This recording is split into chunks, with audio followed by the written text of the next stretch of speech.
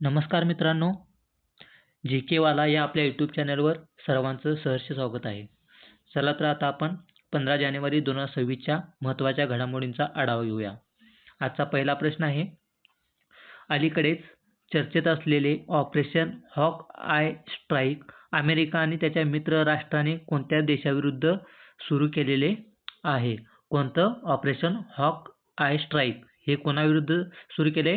तर याचं योग्य उत्तर आहे आयसिस. आयसिस म्हणजे इसिस या संघटनेविरुद्ध अमेरिका आणि त्याच्या मित्र राष्ट्रांनी ऑपरेशन हॉक आय स्ट्राईक हे सुरू केलेले आहे. आता महत्त्वाचे ऑपरेशन्स बघूया. ऑपरेशन राहत कशाशी संबंधित आहे? तर भारतीय सैन्याने पंजाब, हिमाचल प्रदेश, जम्मू काश्मीरमध्ये पूरग्रस्तांना मदत करण्यासाठी ऑपरेशन राहत राबवलं होतं. ऑपरेशन हायची सिक्स कशाशी संबंधित आहे? तर ऑपरेशन हायची सिक्स CBI द्वारे आंतरराष्ट्रीय सायबर गुन्ह्यांविरुद्ध ऑपरेशन हायची सिक्स राबवलं गेलं होतं. ऑपरेशन फायर ट्रेल कशाशी संबंधित आहे?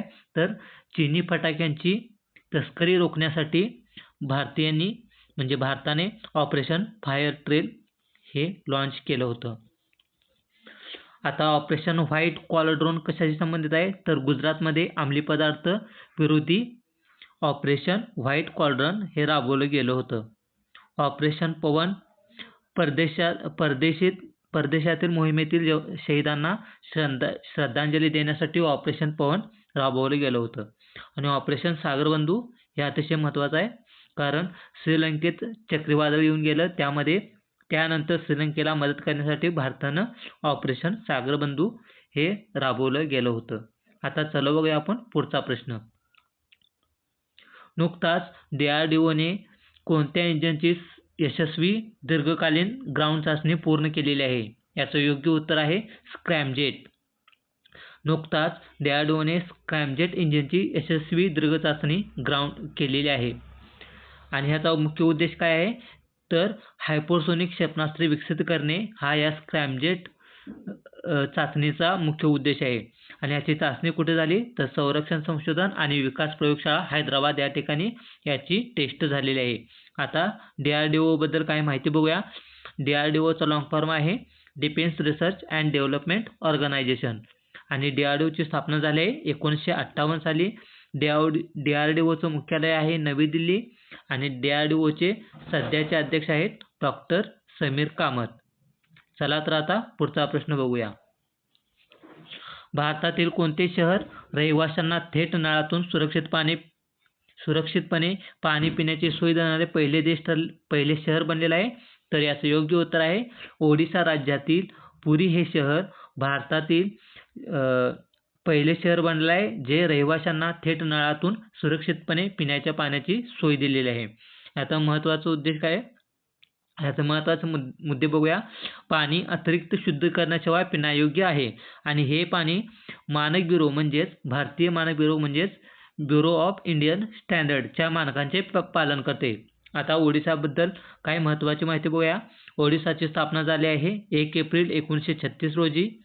ओडिशाचे मुख्यमंत्री आहेत मोहन चरण मांझी. ओडिशाची राजधानी आहे भुवनेश्वर. आणि ओडिशामधील महत्त्वाचे राष्ट्रीय उद्यान कोणते आहेत? तर भितरकनिका राष्ट्रीय उद्यान आणि सिमलीपाल राष्ट्रीय उद्यान हे ओडिशा राज्यात आहेत. चला तर आता पुढचा प्रश्न बघूया.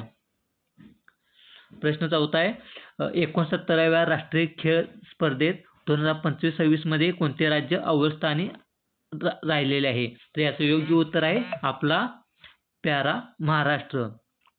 69व्या राष्ट्रीय शालेय क्रीडा स्पर्धेत 2025-26 मध्ये महाराष्ट्र राज्य अव्वल स्थानी राहिलेलं आहे. आणि महाराष्ट्राने एकूण किती पदके जिंकली? तर महाराष्ट्राने एकूण 316 पदके जिंकलेली आहेत. यामध्ये 94 सुवर्ण, 103 रौप्य आणि 119 कांस्य पदके आहेत.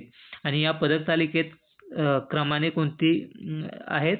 तर प्रथम क्रमांक आहे महाराष्ट्राचा, 2 नंबर आहे हरियाणा आणि 3 नंबर आहे CBSE ही संस्था. आता पुढचा प्रश्न बघूया.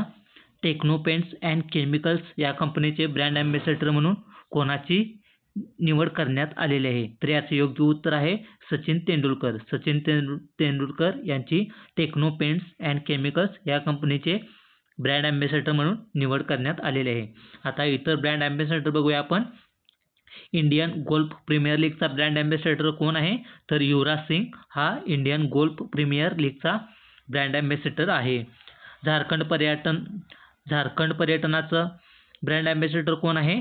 तर झारखंड पर्यटन विभागाचा ब्रँड ॲम्बॅसेडर आहे MS धोनी. झोमॅटोचा ब्रँड ॲम्बॅसेडर आहे शाहरुख खान.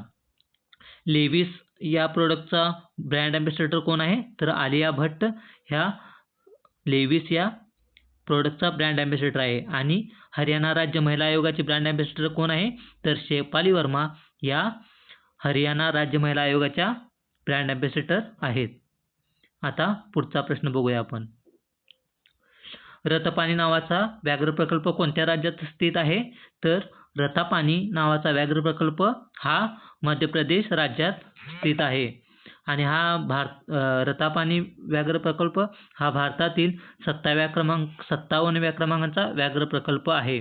आणि याचं नामकरण पद्मश्री विजेते डॉक्टर विष्णू श्रीधर वाकणकर यांच्या सन्मानार्थ करण्यात आलेले आहे. आता मध्य प्रदेशबद्दल महत्त्वाची माहिती बघूया. मध्य प्रदेशची राजधानी आहे भोपाळ. मध्य प्रदेशचे मुख्यमंत्री आहेत डॉक्टर मोहन यादव आहेत. आणि मध्य प्रदेशमध्ये प्रमुख राष्ट्रीय उद्यान कोणते आहेत? तर कान्हा राष्ट्रीय उद्यान, पेंच राष्ट्रीय उद्यान, पन्ना राष्ट्रीय उद्यान आणि कुनो राष्ट्रीय उद्यान ही महत्त्वाची राष्ट्रीय उद्याने मध्य प्रदेशमध्ये आहेत. चला आता पुढचा प्रश्न बघूया. कोणत्या मंत्रालयाने जिल्हा नेतृत्वाखालील वस्त्रोद्योग परिवर्तन उपक्रम सुरू केलेला आहे? तर याचं योग्य उत्तर आहे वस्त्र मंत्रालय. आणि याचा उद्देश काय आहे? भारताच्या उद्योग क्षेत्रात समावेशक आणि शाश्वत विकासाला चालना देणे हे याचं मुख्य उद्देश आहे. आणि 100 उच्च क्षमता असलेल्या जिल्ह्यांना जागतिक निर्यात विजेते बनवणे.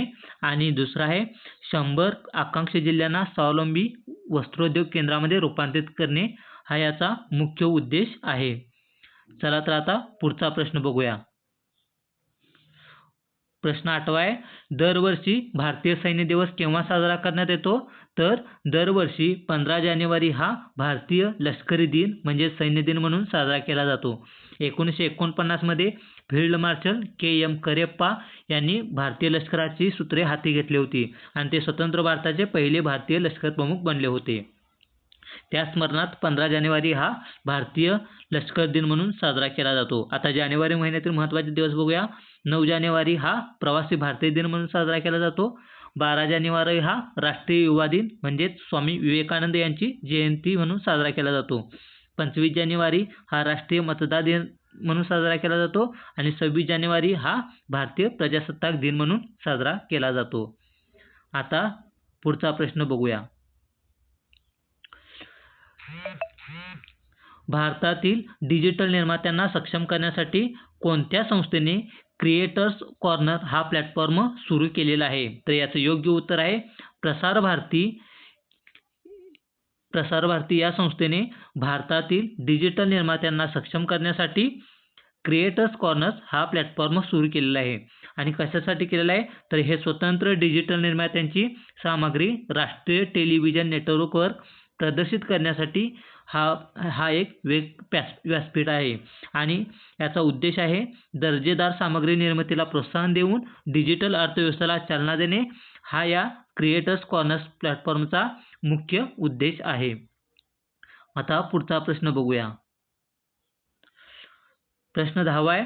कोणत्या संस्थेने संयुक्त राष्ट्र सुरक्षा परिषदेचे कायमस्वरूपी सदस्यत्व मिळवण्याच्या भारताच्या पाठिंबा दर्शवलेला आहे? तर याचं योग्य उत्तर आहे चिली. चिली या देशाने संयुक्त राष्ट्र सुरक्षा परिषदेचे कायमस्वरूपी सदस्यत्व मिळवण्याच्या भारताच्या प्रयत्नांना पाठिंबा दर्शवला आहे. आणि भारताची वाढती जागतिक भूमिका लक्षात घेता सदस्यत्व मिळावे असेही चिलीने म्हटलेले आहे. आणि भारताच्या या सदस्यत्वाला कोणत्या देशांनी समर्थन दिले?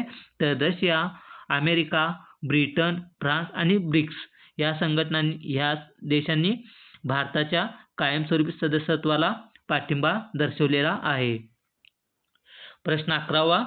भारत आणि ऑस्ट्रेलिया निमंत्रित करण्यात आलेल्या G7 अर्थमंत्र्यांच्या बैठकीत प्रामुख्याने कोणत्या मुद्द्यांवर भर देण्यात आलेला आहे?